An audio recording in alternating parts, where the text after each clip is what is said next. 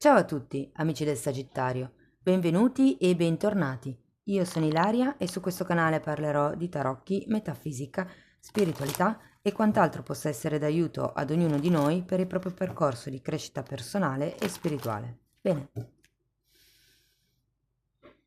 mostrami, Sagittario, tendenze energetiche affettive per la prima parte di novembre 2023.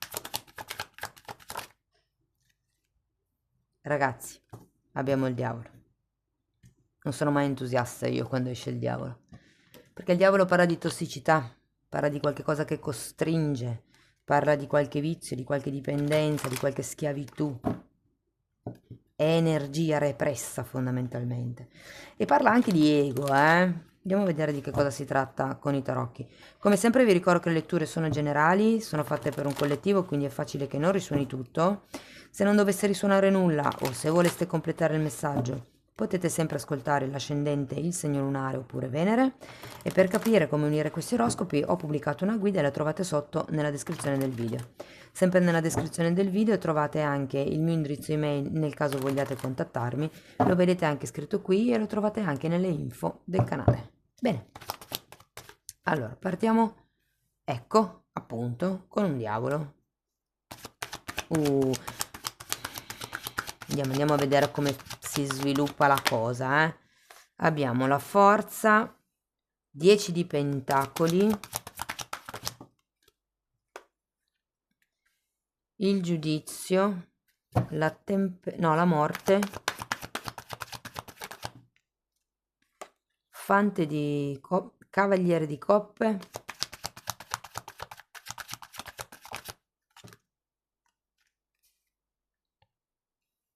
4 di bastoni. Beh, direi che finisce forse un po' meglio di come inizia la lettura. Partiamo da questa energia molto forte, molto pesante del diavolo. Qui c'è qualche cosa che vi costringe, qualche tossicità, qualche questione che dopo andiamo a specificare meglio con i mini tarocchi. Però ho come l'idea che qui abbiate bisogno semplicemente di usare la vostra forza di volontà. Ragazzi, perché qui abbiamo un 10, carta di chiusura, il giudizio è una carta numero 20, quindi 2 10, carta di risveglio e poi c'è la carta della rigenerazione, la morte. Quindi ho come la sensazione che a un certo punto farete una scelta e da lì in avanti andrà bene, meglio diciamo.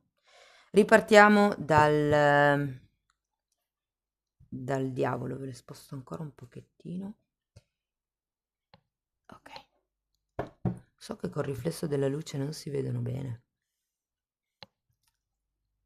Va bene. 10 di bastoni. 10 di bastoni, 7 di pentacoli, eremita e sacerdotessa.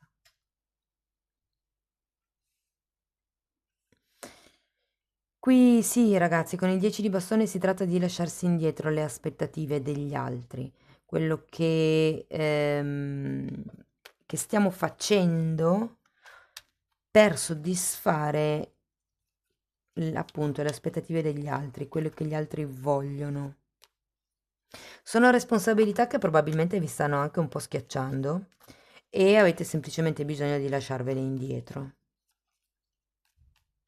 Andiamo a vedere la forza.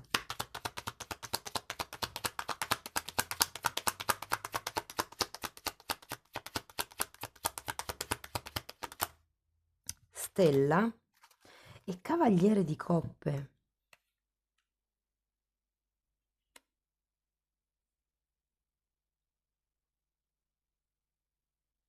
Qui ho l'idea che la situazione che state vivendo non vi permetta di vedere al futuro ed è per quello che arriva poi la forza.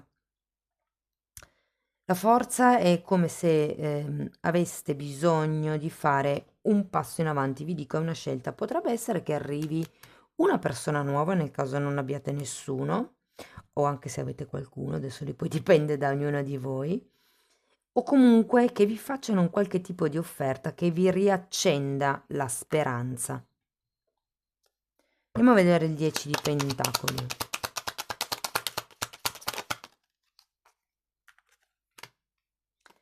Tre di bastoni e regina di denari al contrario. Ragazzi, io qua ho come la sensazione che qualcuno voglia riunirsi con la propria famiglia. Per qualcun altro, se il messaggio non è per voi questo, c'è come la volontà di creare una famiglia, un gruppo, un matrimonio, un'unione che sia stabile, che, che sia, che non sia arida. Anche questa ve la lancio lì così. Però ho come l'idea che qualcuno qui patisca parecchio questo diavolo. Andiamo a vedere il giudizio. Amanti e 5 di bastoni. Ragazzi, il giudizio è la carta del risveglio spirituale. È la carta che vi permette di vedere oltre quello che qui probabilmente fate fatica a fare con la sacerdotessa. È la presa di consapevolezza globale. Qui quello che bisogna anche lavorare credo che sia l'amor proprio, perché quando c'è la carta degli amanti al contrario c'è la necessità di fare un lavoro su se stessi, ok?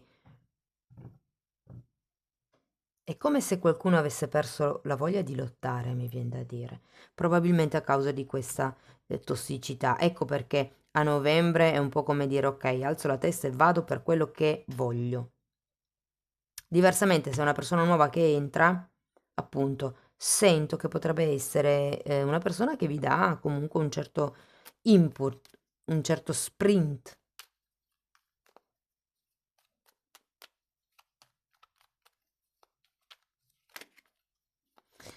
Andiamo a vedere la morte.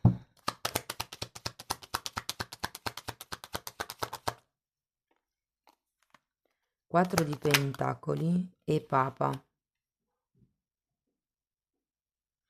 Qui è un contratto quello che dovete lasciare indietro. Può essere proprio il contratto di matrimonio, visto che abbiamo sia il 10 di pentacoli che il papa. Una convivenza se non siete sposati. Però comunque qualche cosa di... sì, di duraturo. Però con la scusa che c'è la morte è come se si volesse rompere qualche cosa. Ci si deve staccare. La morte è una di quelle carte che segna il prima e il dopo. Perché da un lato si vorrebbe una cosa in equilibrio, come vi dicevo prima, ma in realtà è come se l'equilibrio all'interno di questa relazione non ci fosse, ma ci fosse questa sorta di tossicità. Se fosse una famiglia, ragazzi, sarebbe la stessa cosa. Se per voi la stesa vibra invece che come una relazione romantica, come una relazione familiare, è la stessa cosa, è come se si volesse andare oltre perché si vuole ricreare, diciamo, un ambiente migliore perché quello che si sta vivendo è piuttosto opprimente. E qui con la morte c'è un prima e un dopo.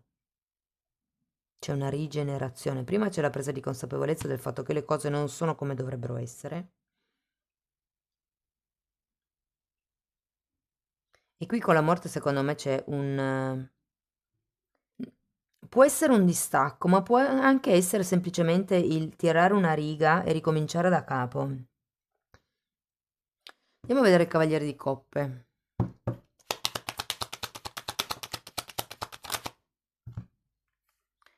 Fante di Pentacoli e Regina di Coppe.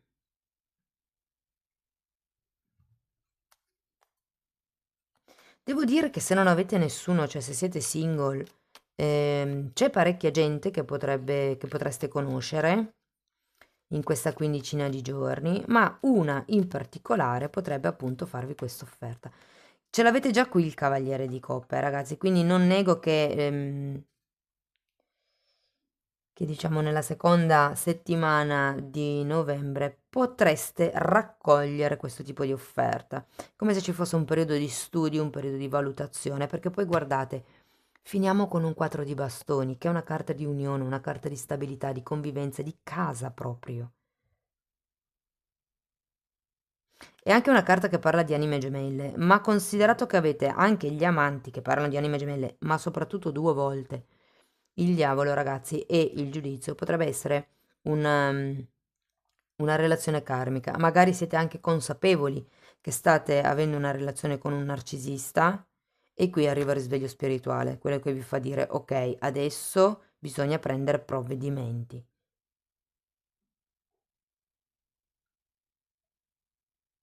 Andiamo a vedere il 4 di bastoni. Vi dico che 4 di bastoni nuovamente, mi pare giusto.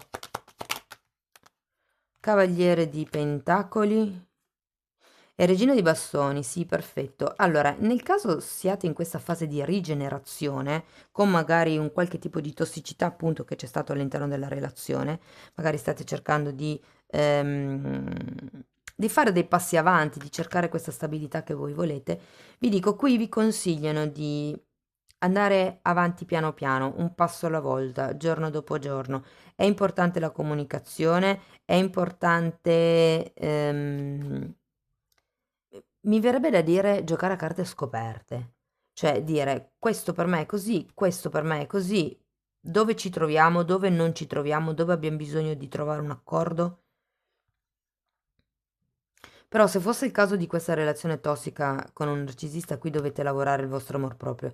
Ragazzi, nella vita a tutti, prima o poi, capita una relazione con un narcisista. Che si sia cosciente o meno della dinamica del narcisismo in sé, però a tutti capita una relazione tossica nella vita, che sia magari di coppia, che sia con il datore di lavoro, con qualche collega, però è un vantaggio in un certo senso, perché sono il nostro detonatore proprio per il risveglio spirituale. Qui avete il giudizio, è una carta importante, vi dà la possibilità di vedere oltre, di vedere quello che fino ad adesso non avevate visto, sia su di voi, su quanto poco vi valutate, sia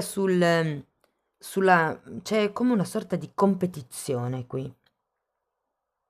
È come se riuscirete a vederci bene, a vedere meglio. Ecco perché poi arriva la morte.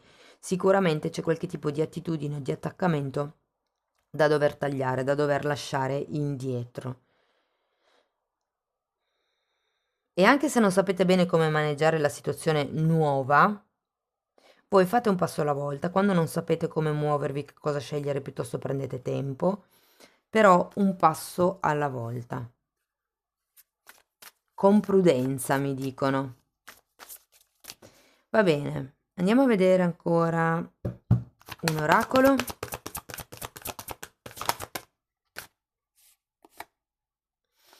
Carta numero 12.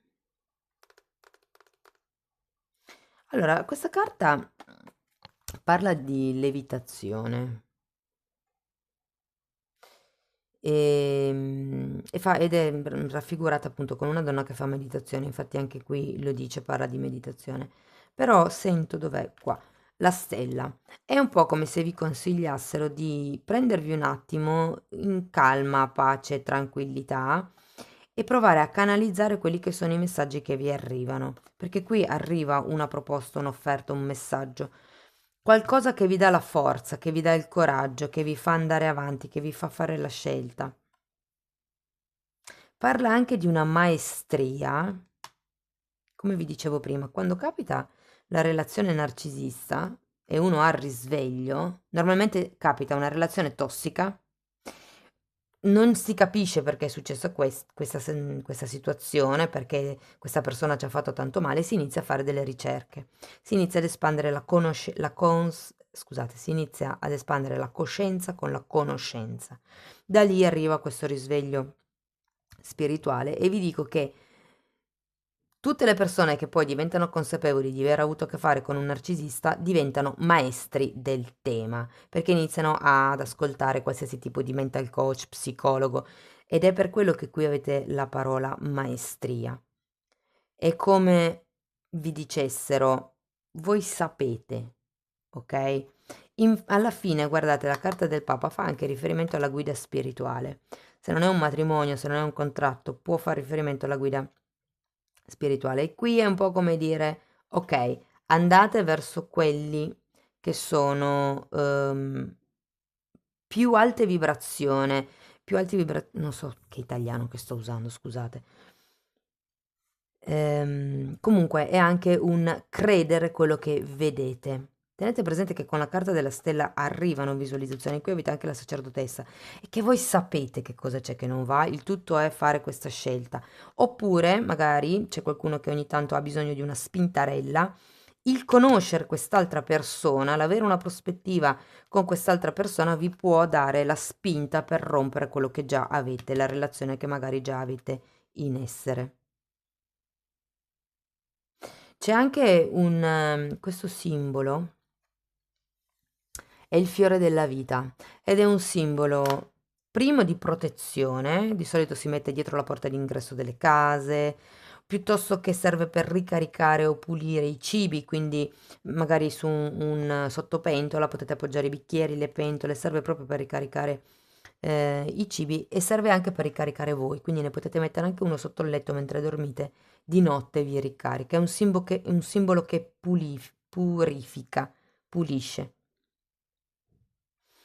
Amici del Sagittario, spero che la lettura vi sia stata utile, fatemelo sapere nei commenti, se avete piacere potete mettere like, iscrivervi, condividere o abbonarvi al canale. Io vi ringrazio di essere stati qui con me, vi mando un abbraccio e ci vediamo nei prossimi video. Ciao ciao!